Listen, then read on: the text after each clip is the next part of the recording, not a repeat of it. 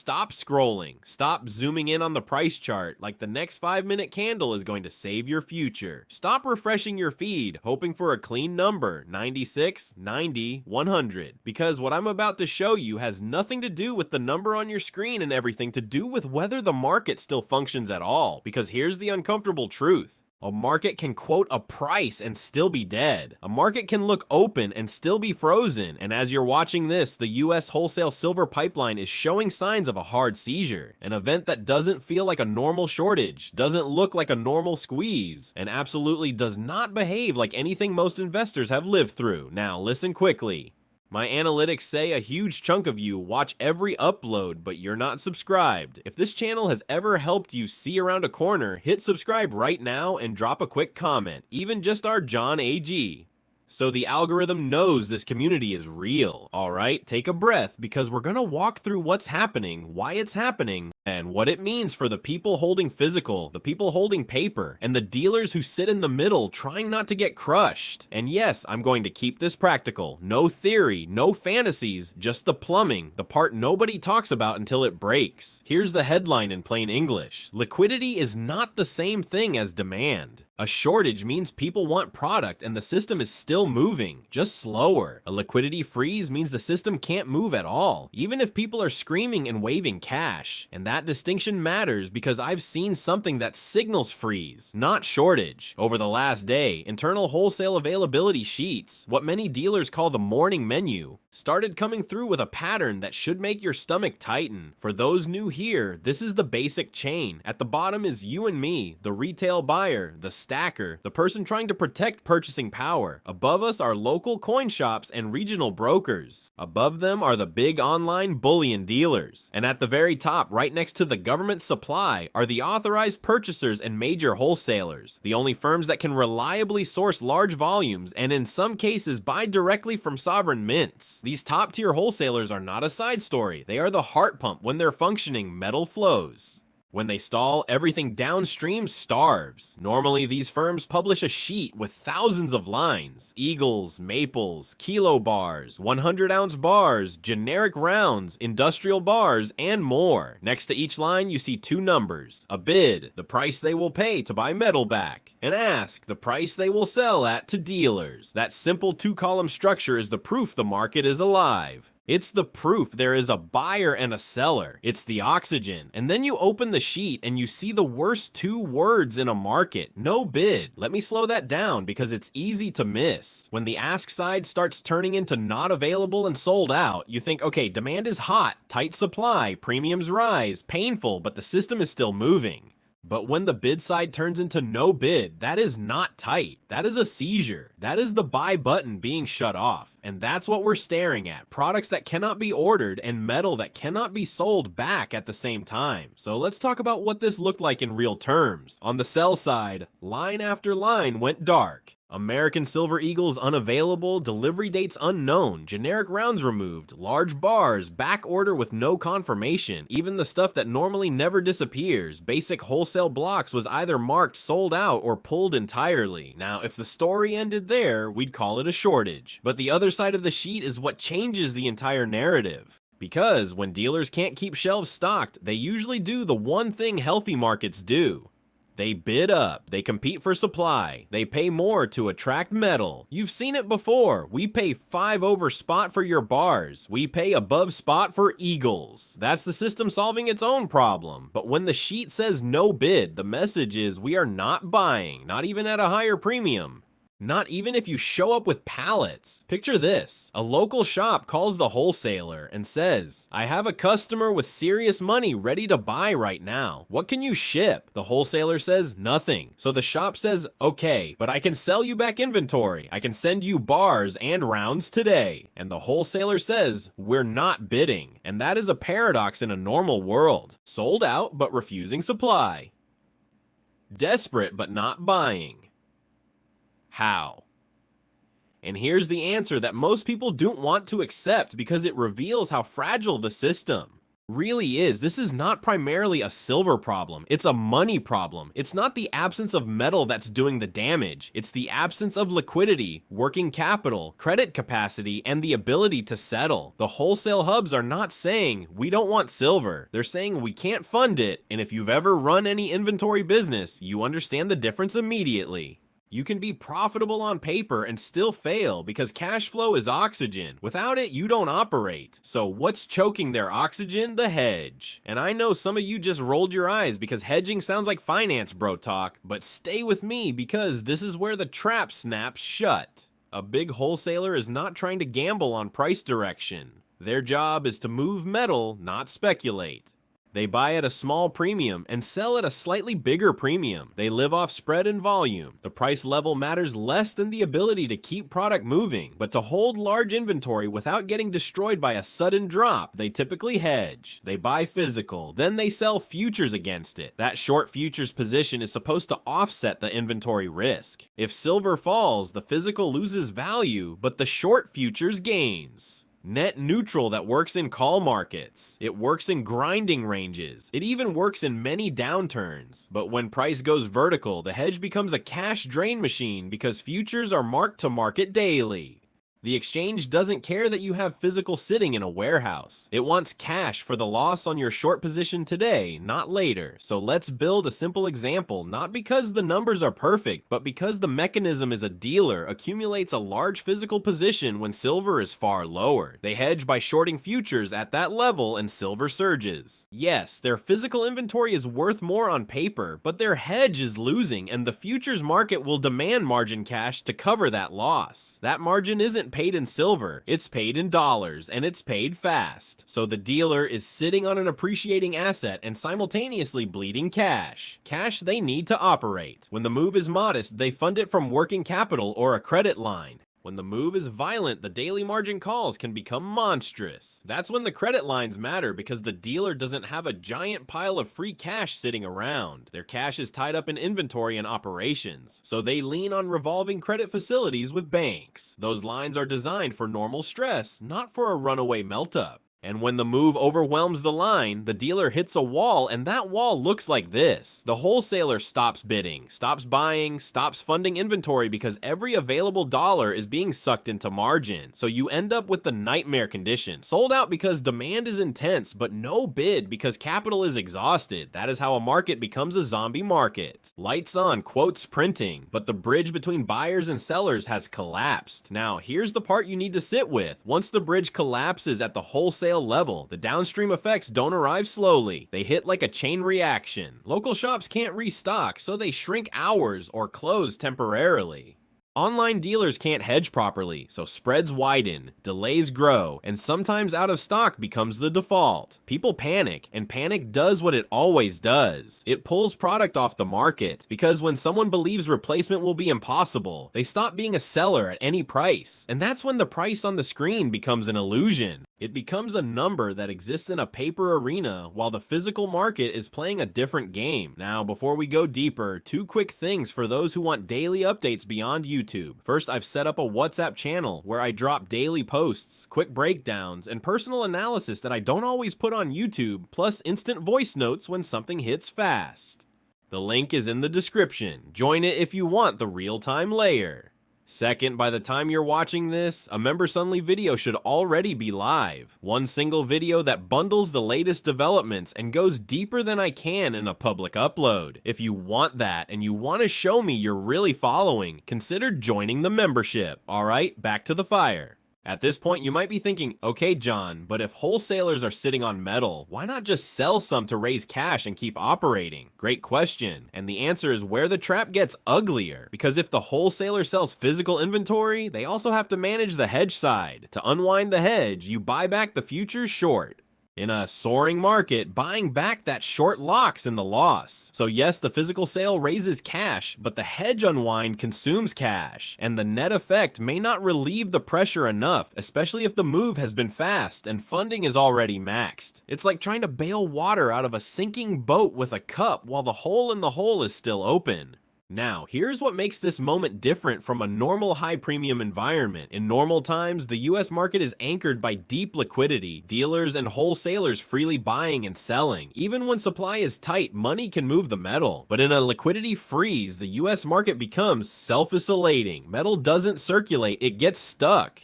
And when metal gets stuck in the West, it does something else. It gets pulled east. And this is where the story shifts to the part most people haven't processed yet. Global price discovery is starting to leak away from New York, because while US wholesalers are choking on margin and credit, other markets are paying up and paying cash. One of those markets is India.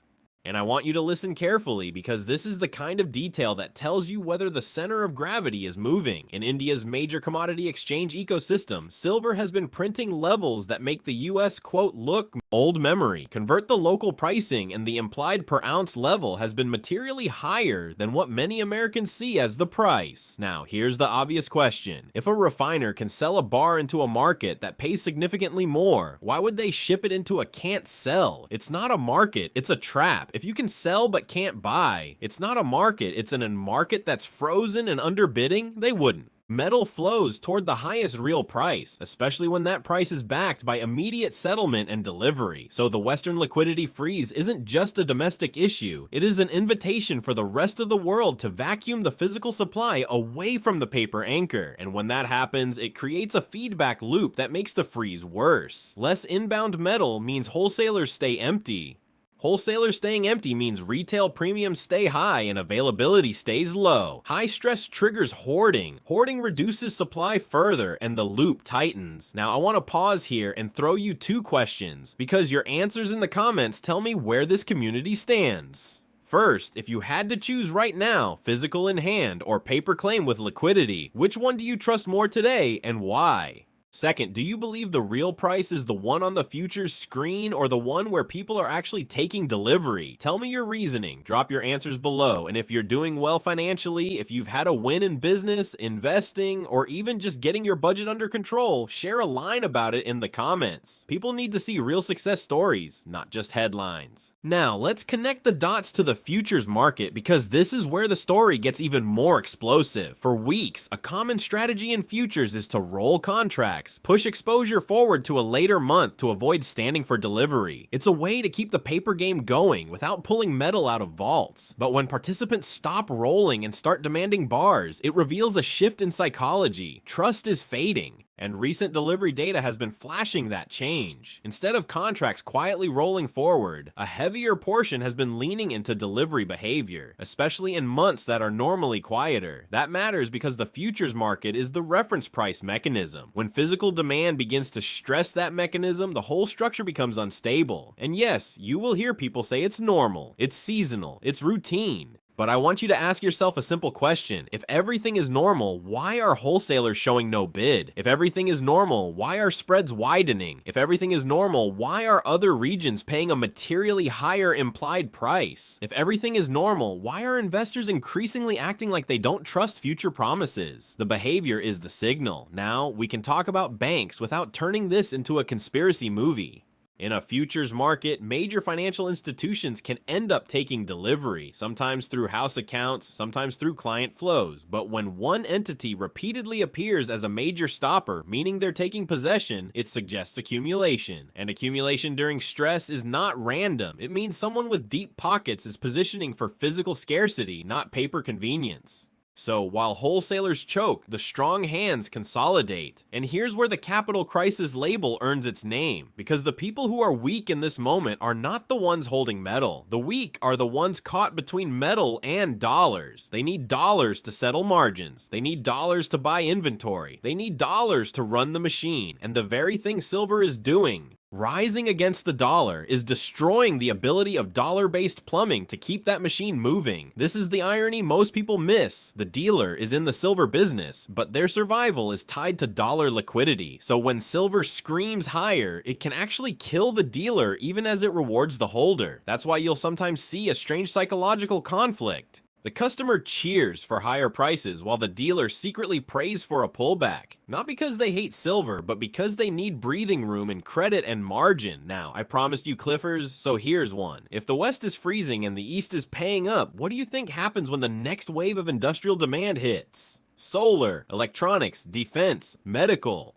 At the same time, retail buyers are refusing to sell because that's the kind of alignment that breaks paper models, and we are not far from that scenario. Now, let's go one layer deeper into the mechanics, because this is how you understand why no bid is such a terrifying phrase. A market at its core needs continuous two-way flow. If you can buy but auction. If you can neither buy nor sell at scale, it's a freeze. And in a freeze, price discovery becomes distorted. It becomes location dependent. So you may see a futures quote, a retail premium, an overseas benchmark, and private transaction prices all diverging. That divergence is not just noise. It is the signature of structural stress. Now let's tie this back to a simple reality for you watching. If you own paper exposure, an ETF, a pool account, an unallocated claim, you're trusting a chain of counterparties. You're trusting that the custodian has what they say they have. You're trusting that redemption terms won't change. You're trusting that settlement will be smooth in stress. You're trusting that liquidity will exist when you need it most. And I'm not here to tell you what to do. I'm here to tell you what the system is signaling. When wholesalers post no bid, they're telling you liquidity is conditional. When overseas pricing runs above domestic reference, they're telling you price discovery is shifting. When futures delivery appetite rises in unexpected months, they're telling you trust is fading. And when banks and strong hands appear to be accumulating physical, they're telling you the game is moving from paper to possession. Now, let's address the biggest mistake people make at moments like this. They assume things will normalize. They assume the spreads will narrow, supply will appear, and credit will loosen because it always does. But history shows that when financial plumbing breaks, it rarely returns to the old shape. It gets rebuilt differently. Sometimes the rebuild looks like consolidation. Fewer dealers, fewer wholesalers, bigger players. Sometimes it looks like rule changes, new margin requirements, tighter settlement windows, altered contract terms. Sometimes it looks like a slow nationalization of supply, governments prioritizing industrial needs. And sometimes it looks like the simplest outcome of all. The physical price detaches and the paper price becomes irrelevant. Now, I want to rewind the clock for 10 seconds and show you how fast this kind of thing spreads. Because many people hear wholesale and think it's some distant world that never touches their life. That's a mistake. When the top tier locks up, it hits your street in a matter of hours. It starts with a simple change on a dealer's website, a call for availability. Then it becomes limit 2 per customer. Then it becomes, we're only selling to existing clients. Then it becomes, we are temporarily suspending buybacks. And then one day you walk into a shop and the display looks normal, but the owner's eyes don't. He's smiling, he's joking, but he's guarding what he has, like it's the last clean water in the desert. Because behind the counter, he knows he can't replace inventory at any price he can safely quote you. That is the moment the retail buyer misreads the situation. They say, oh, the shop still has metal, no big deal. But what they don't see is the shop's restock channel is broken. And if you don't understand that, you make the most common mistake in a freeze. You assume supply exists because you can still see a few items. That's like seeing a gas station with 2 pumps working and concluding the refinery is fine. It isn't. Now, let's talk about spreads, because spreads are the market's pain meter. In calm periods, spreads are narrow. Dealers can confidently price product because they can replace it quickly and hedge it easily. In stress, spreads widen, not because dealers are greedy, but because replacement risk is rising minute by minute. When a dealer sells you a bar today, they are short that bar until they can restock. If restock is uncertain, the dealer must price that uncertainty. So spreads widen, premiums rise, and buybacks get cautious. And when no bid appears commodity exchange ecosystem, silver has been printing levels that make the US quote look upstream. Downstream dealers either stop buying or they offer you a price so low you think they're insulting you. They aren't insulting you. They're protecting themselves from a market where they might not be able to move that metal into the wholesale channel. Now, here's a brutal but useful concept. In a liquidity freeze, bid becomes more important than ask. Everyone loves to talk about what they can buy for. Almost nobody talks about what they can sell for in a crisis. If you need to liquidate for an emergency, job loss, medical issue, family problem, your experience is determined by the bid. That's why no bid is such a serious warning. It tells you the exit door is narrowing, not for the physical holder long term, but for anyone who might need quick conversion back to cash. And this is where your personal strategy matters. If you are stacking as insurance, you don't sell insurance because the premium went up. If you are trading, you must understand the difference between a liquid market and a market that only pretends to be liquid. Now, let me connect this to paper products in the most practical way I can. Paper exposure feels comfortable because you can click sell in 1 second, but that comfort is built on the assumption that the structure behind the click remains intact. If the structure breaks, your click gives you dollars. Yes, but the question becomes, what will those dollars buy? Because in a freeze, the problem isn't always, I can't sell. The problem is, I can't replace. So, some investors will sell paper, see a nice profit, and then discover the physical market has moved to a different planet. They will discover the premium is not 5 stairs, it's 20, it's 30, it's call us, it's wait list. And that's when paper profits start feeling like monopoly money. Now, let's get even more specific about the futures piece, because people hear delivery and assume it's a myth. Delivery is real, but it's not simple. It's a chess match.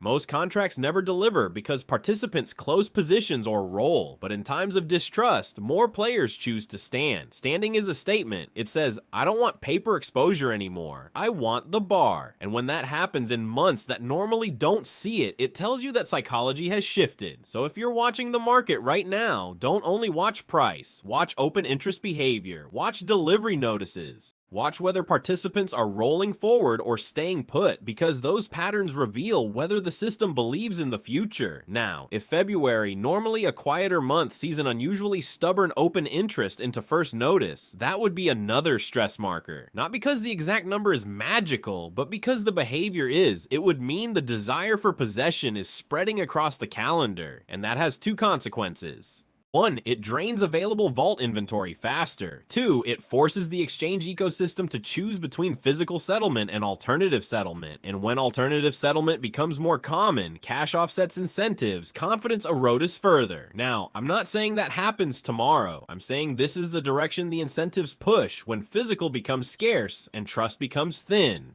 Now, let's take another step into global arbitrage, because this is where smart money moves quietly. If one region prints a higher real price and has a culture that prefers taking delivery, metal will flow there. It's not political, it's not emotional, it's profit and survival. Refiners, fabricators, and traders will route supply to the markets that pay more and settle faster. And when that happens, the benchmark market loses its power.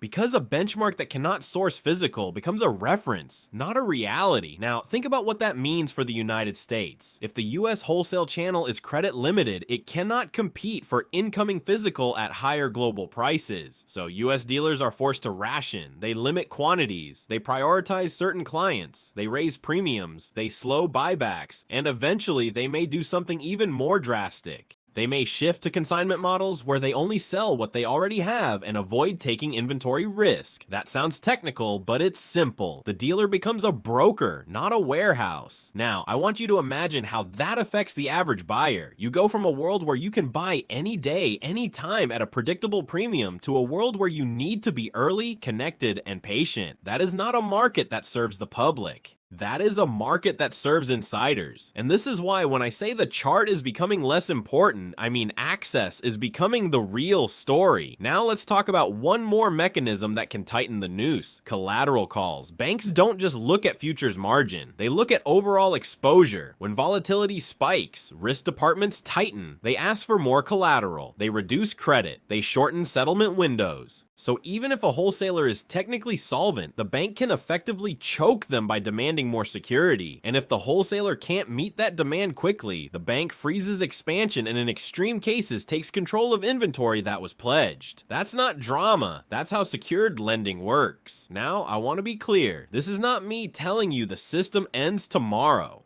This is me telling you the incentives have flipped. For decades, the paper market could set the tone because physical was abundant enough and credit was cheap enough to keep the bridge standing. In a world of higher prices, higher volatility, and tighter credit, that bridge is not guaranteed. And when it cracks, you see exactly what we're seeing: sold out, no bid on the same day. Now, let's bring it back to you again with a practical checklist, because information without action is just stress. Here's what you watch this week. Watch whether your favorite dealers reopen buybacks normally, or whether they stay selective. Watch whether backorder dates become real shipping dates. Watch whether premiums compress or keep widening. Watch whether call for availability becomes the default.